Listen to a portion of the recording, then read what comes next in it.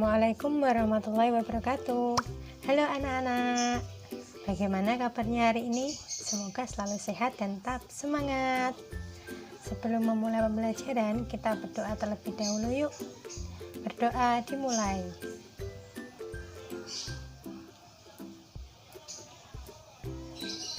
Berdoa selesai. Kali ini kalian akan belajar kembali bersama Ibu Nalis ya. Hari ini apakah ada yang tidak hadir? Alhamdulillah hadir semua ya. Baik, Ibu mau bertanya, apakah anak-anak pernah membaca teks bacaan? Wah, sering ya, bagus sekali. Lalu bacaan seperti apa yang kalian suka? Anak-anak Ibu suka membaca bacaan cerita ya? Anak-anak pernah membuat teks bacaan tidak? Belum pernah membuat teks bacaan ya? Jika belum, ketika di rumah kalian bisa coba membuat teks ya. Membuat teks bacaan contohnya menulis diary sehari-hari kalian. Baiklah, kali ini kita akan membahas materi tentang karangan non-fiksi. Adapun tujuan pembelajaran yaitu kalian harus dapat menentukan pokok pikiran dalam teks non-fiksi. Kalian harus dapat menyajikan tulisan non-fiksi dalam bahasa sendiri dengan baik. Untuk menambah semangat belajar, Ibu punya tepuk semangat. Diperhatikan ya.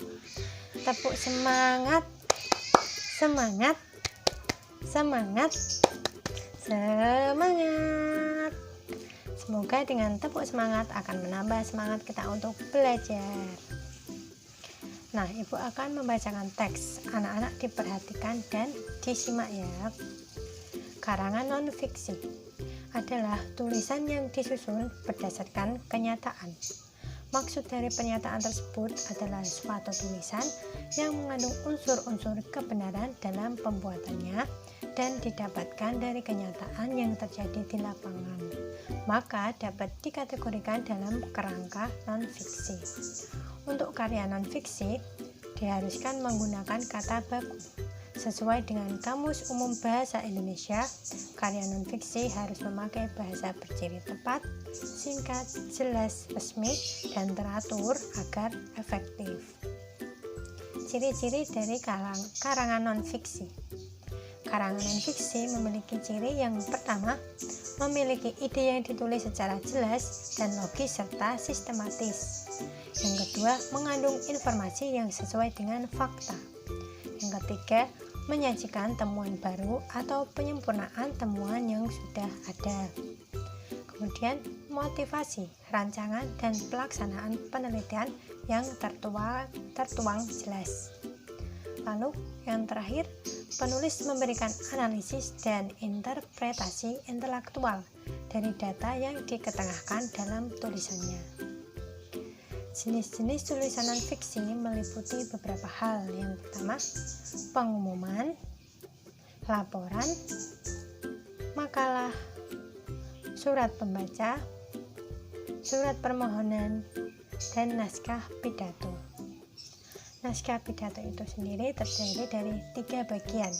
Yang pertama, pembukaan. Pembukaan terdiri dari 3 bagian juga, yaitu diantaranya ada salam pembuka, salam ucapan penghormatan, dan juga ucapan syukur. Yang kedua ada isi pidato. Isi pidato adalah bagian yang terpenting karena dalam isi ini mengandung inti dari sesuatu yang akan disampaikan dan dibicarakan. Yang terakhir ada penutup pidato. Penutup pidato adalah akhir dari sebuah pidato. Pidato yang baik biasanya berisi yang pertama, ada kesimpulan secara ringkas dari materi yang dijelaskan. Yang kedua, permintaan maaf kepada pendengar jika ada salah dalam berkata dan juga menyinggung pembaca. Yang terakhir ada salam penutup. Coba anak-anak perhatikan gambar berikut ini. Itu adalah contoh gambar kerangka pidato. Yang pertama ada pembukaan, yaitu ucapan syukur. Kedua ada isi, di dalamnya memuat tujuan acara, kesan selama bersekolah, ucapan terima kasih dan permintaan maaf kepada guru dan orang tua.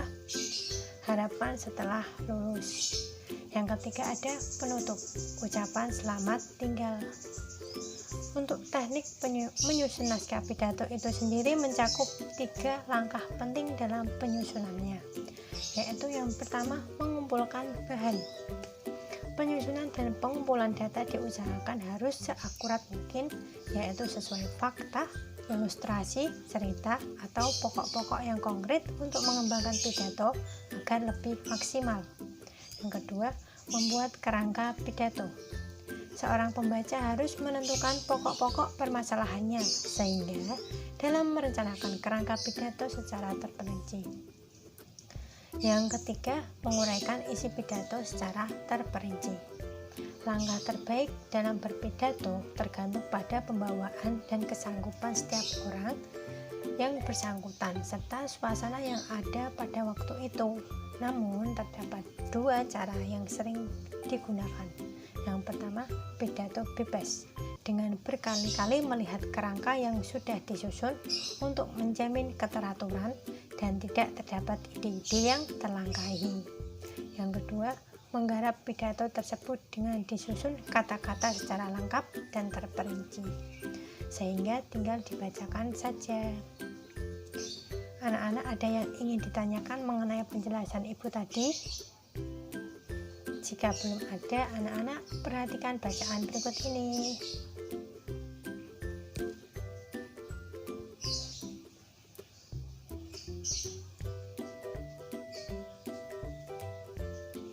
Sekarang ibu bertanya, apakah teks bacaan tersebut termasuk teks non-fiksi? Dan apa saja bagian-bagian dari bacaan tersebut?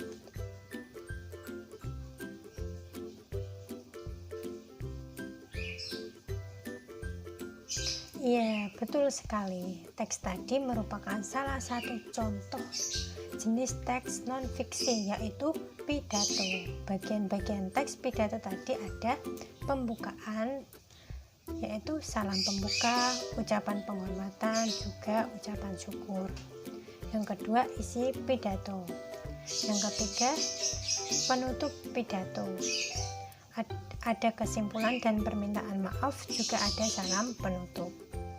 Sekarang anak-anak membentuk kelompok ya. Satu kelompok terdiri dari 2 orang saja.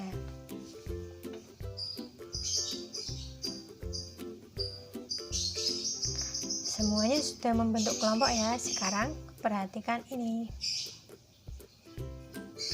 Silakan dikerjakan bersama teman kelompok kalian.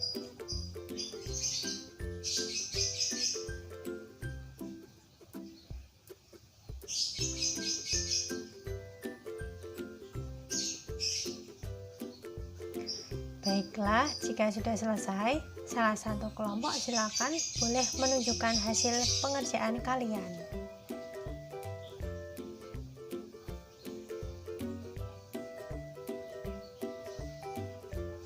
Ya, beri tepuk tangan dulu buat teman kalian. Pidatonya sudah bagus sekali, topiknya juga telah sesuai yang ibu tentukan, yaitu kelulusan kelas 6. Nah, anak-anak, hari ini kita telah belajar tentang teks non-fiksi, yaitu mengenai pidato. Nanti di rumah kalian bisa mempelajarinya kembali supaya tidak lupa apa yang telah kita pelajari hari ini ya. Sebelum pembelajarannya kita tutup, kita berdoa terlebih dahulu yuk. Berdoa dimulai.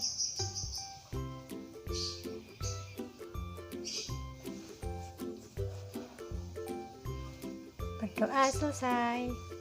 Cukup sekian yang dapat Ibu Nali sampaikan. Tetap jaga kesehatan di rumah ya, dan jangan sering bermain di luar. Wassalamualaikum warahmatullahi wabarakatuh.